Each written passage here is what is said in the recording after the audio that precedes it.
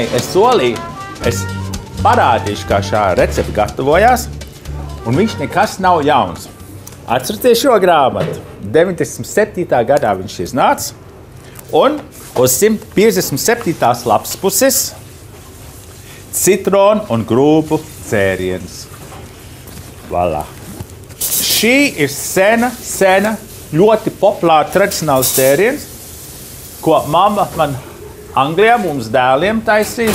Un te ir, es lieku 4 litru ūdeni. Un es lieku uz katru litru 100 gramu kailgraudu miežus. Un vēl vienu tādu sauju te pa virsmu. Pie šī es pieliku klāt mizu no 2 citroniem. Un šie citroni ir bioloģiski, viņiem nav tā vaska, tad droši var. Un kaut ko, ko es pielikšu te klāt, kas nav manā grāmatā, jo tajā laikā Latvijā nevarēja dabūt šo te burvīgo stādu, kas mums tagad ir ļoti, mēs zinām, arī ļoti veselīgs ingvers. Un šis tiešām ir svaigs ingvers, viņš nav tāds sažuvis, tāds kārpains, viņš ir vēl dzīves. Un to sagriežam šķēlēs, tad vienu gabalu un pieliekam to arī klāt. Lai viņš uzvārās un kāds 20 minūtes, lai viņš maigi vārās.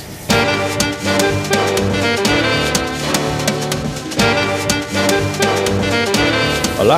Un tad, kur smags, tad mēs lejam viņu caur sietu.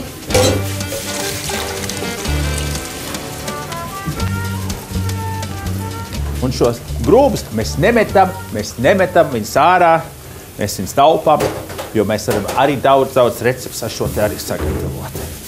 Nākamais solis. Citroni, mēs zinām, ir vajadzīgi, ir ziemā, ir vasarā.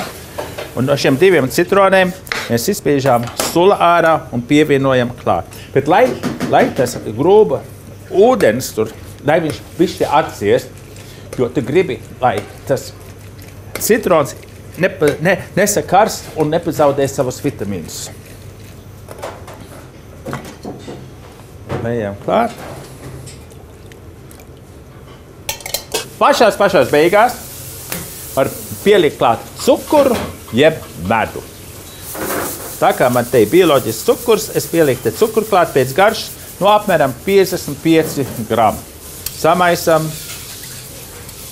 tas cukurs izkusīs.